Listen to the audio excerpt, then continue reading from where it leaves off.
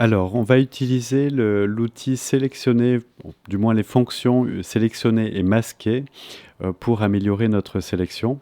Donc, j'ai obtenu cette sélection grâce à l'outil sélection d'objets. Donc, c'est une sélection qui n'est pas parfaite. Il manque encore des éléments ici. Il va falloir que je retravaille l'intérieur ici, que je rattrape ici et que je retrouve une bordure un peu plus correcte à cet endroit et probablement au fond ici. Alors, sélectionner et masquer, cette fonction est accessible quand vous avez l'outil de sélectionner, outil de sélection d'objets.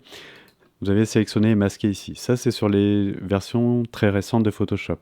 Vous trouvez également cette fonction quand vous avez fait une sélection dans le menu sélection, ici, et sélectionner masquer. Donc ça, c'est une interface qui est très complète, qui va vous permettre d'affiner votre sélection grâce à un module qui est tout à fait dédié à ça. Alors, vous avez ici, vous avez des outils. J'essaie d'augmenter mon interface. Voilà. Vous avez des outils qui vont vous permettre, celui-ci, de détecter des contours. Donc en passant sur certains contours, vous allez pouvoir rattraper votre sélection. Quand vous arrivez sur cette fenêtre, vous voyez une partie en rose ici qui signifie que ce sont les éléments qui ne sont pas sélectionnés. Donc ce qui est sélectionné reste en pixels visibles. Et la couleur que vous voyez ici est liée au mode d'affichage qui est donné ici. On peut choisir différents fonds. On peut voir le masque ici, voir comment il se présente. Le mode incrustation est très bien puisqu'il permet de voir l'arrière-plan avec un système d'opacité plus ou moins important ici. Voilà, je vais l'augmenter un peu pour me concentrer bien sur le sujet. Donc cet outil va vous permettre de détecter des contours.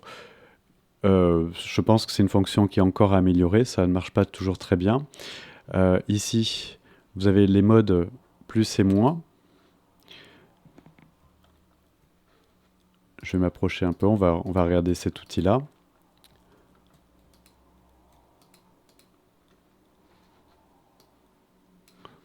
Donc, outil qui permet d'améliorer les contours. Alors, en moins, ça enlève de la sélection, donc ça remet du rose ici. Et en plus, ça remet de la sélection. Donc là, c'est Photoshop qui décide un peu aussi où se situe la bordure. Ça marche encore une fois bien. Vous voyez que s'il y a un contraste qui est assez important, donc on passe sur la bordure. Il faut adapter la taille du pinceau également ici pour que Photoshop ne se trompe pas. Et on passe sur la bordure pour améliorer ce contour. Attendre un petit peu, la sélection revient correctement sur le bord, pour peu qu'il n'y ait pas il y a un contraste suffisant. Ici, vous voyez que ça a généré plutôt des erreurs. Alors, c'est très bien lorsque c'est bien, quand c'est bien contrasté, mais ça peut générer également des erreurs. Donc, je n'utilise pas beaucoup cet outil, j'utilise de préférence celui-ci, qui permet quand je suis en mode plus ici, de rajouter de la sélection ou d'en enlever. Donc avec le mode moins ici, c'est comme le pinceau du masque, hein, je vais pouvoir rattraper les petites erreurs qui sont données ici. Voilà. Barre espace pour se déplacer et je continue. Là j'en ai trop, donc je rajoute de la sélection, enfin j'ai trop de rose. Je rajoute au pinceau cette partie-là. Donc ça, c'est le travail du masque, hein, tout simplement. On travaille comme si on travaillait avec un masque dans Photoshop, dans les calques. Ici, je vais enlever de la sélection. Donc, voilà. On pourrait aussi réutiliser l'outil sélection d'objets, ici. Je vais le faire manuellement.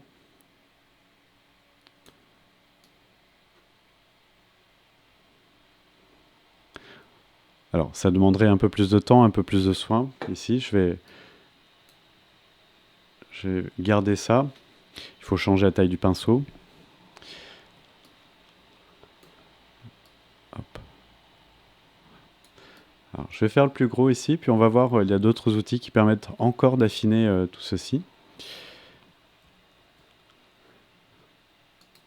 Là, je vais double-cliquer sur la main pour retrouver mon image. Voilà, il m'en manque un peu ici. Je vais zoomer sur cette partie-là. Je vais enlever le plus gros ici.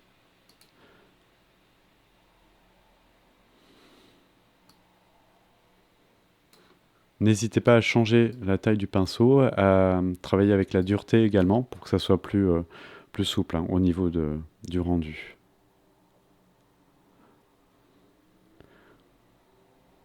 Là. Ici. Voilà. Je vais essayer de garder ça. On va voir ce que me permettent les outils qui sont situés dans le panneau à gauche, ici, à droite, pardon, qui vont en principe me permettre de peaufiner tout ça. Alors double-clic sur la main. Là je vais encore en rajouter un peu.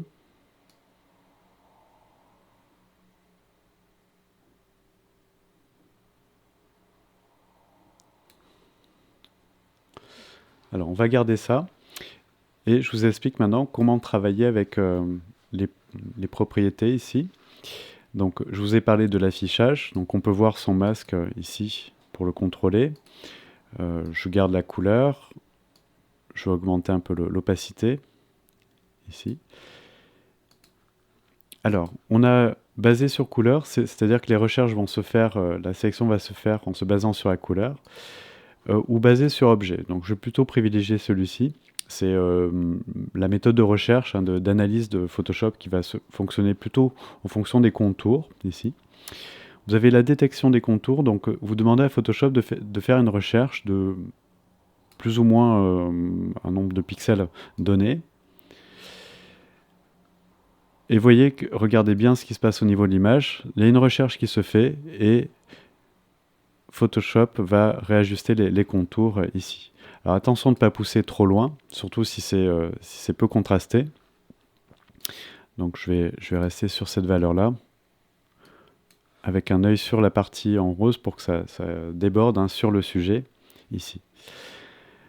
Alors ensuite, vous avez la possibilité de faire en sorte que votre masque la sélection soit lissée pour éviter les effets de crénelage. Vous avez ici arrondi qui permet de lisser, en fait, de courber les éléments, comme si vous aviez travaillé avec la plume ici.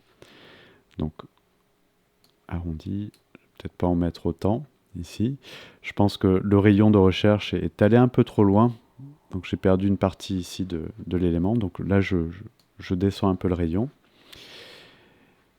Et ensuite, vous allez trouver... Alors pour incruster cet élément dans une autre photographie, pour que l'incrustation se fasse de manière plus naturelle, on peut rajouter un contour progressif. Attention de ne pas aller trop loin, par contre.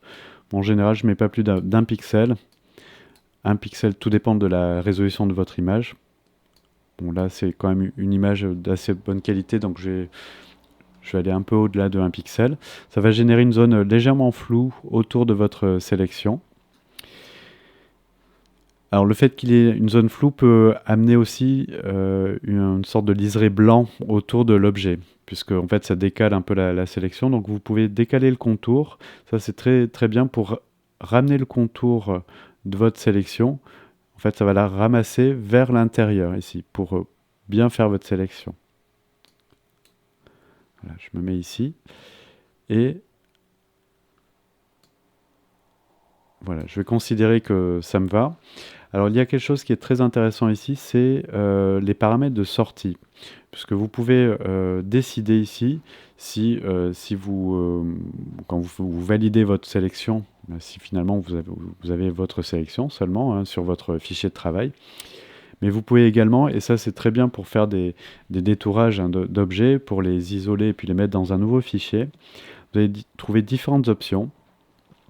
Alors je vais vous les énumérer ici. Vous avez masque de fusion, ça veut dire quand vous validez, vous avez votre masque de fusion déjà réalisé. Nouveau calque, ça veut dire qu'il va vous créer un nouveau calque avec le détourage de fait sans masque de fusion, donc toujours dans le même fichier. Nouveau masque calque avec masque de fusion, c'est-à-dire qu'il va vous créer, garder votre image, il va en faire une copie, une copie de ce calque, mais va vous permettre d'avoir le masque de fusion qui est associé à celui-ci. Et ce qui est intéressant, c'est aussi de pouvoir faire un nouveau document, par exemple pour travailler indépendamment du fichier source. Vous avez la possibilité, en tout dernier, de créer un tout nouveau document avec un masque de fusion. C'est l'option que je vais choisir. Donc là, vous voyez que ça, c'est mon image source. Je voudrais ne pas travailler directement dessus. Donc je fais nouveau document avec masque de fusion et je valide. Donc j'ai bien un sans titre qui apparaît ici. Donc c'est mon nouveau document. Je m'aperçois que j'ai oublié cette partie-là. Et mon fichier source est resté intact, sans traitement. Alors, qu'est-ce qu'on peut faire à partir de là? On peut toujours poursuivre puisqu'on a notre masque de fusion qui est généré. Donc, on a de la transparence, mais qui n'est pas, c'est pas une méthode destructive. On peut revenir sur le masque de fusion, on peut le supprimer si on veut, on peut l'appliquer. Je vais le garder pour peaufiner encore ma sélection et cette fois-ci au pinceau sur le masque. Alors, pour rappel, un masque de fusion, c'est du noir. Quand vous peignez en noir, vous peignez de la transparence, et quand vous peignez du blanc, vous retrouvez les pixels initiaux de votre image. Alors, je vous montre ici, je prends le pinceau. Si je peins du noir, je rends transparent. Et si je peins du blanc, ici j'inverse, je retrouve les pixels de ma photo. Ici, alors ça sera peut-être mieux avec un pinceau assez important. Vous voyez, ici, le fait de peindre sur le masque, il faut bien se mettre sur le masque pour retrouver les pixels de la photo ici. Alors je vais annuler ça, CTRL Z. Alors ce que je veux, c'est supprimer cette partie-là. Alt molette pour tourner. Je me mets sur le masque.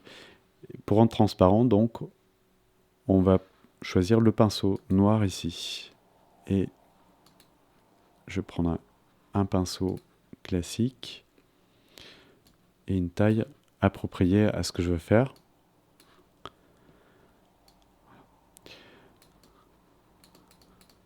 Donc cette méthode est non destructive, c'est-à-dire que j'ai droit à l'erreur avec le masque, puisque je pourrais reprendre ça si je suis allé trop loin. Je pourrais retrouver mes pixels. C'est vraiment la méthode classique de travail sur les masques. Donc pour retrouver mes pixels, je mets du blanc. Et je viens repeindre ici. Alors les bords sont un peu, sont peut-être un peu trop flous. Voilà. Je vais mettre quelque chose d'un peu plus net ici. Là, je voudrais retrouver un peu les pixels. Donc je rappelle que je travaille sur le masque et que je suis en train de peindre du blanc pour retrouver mes pixels.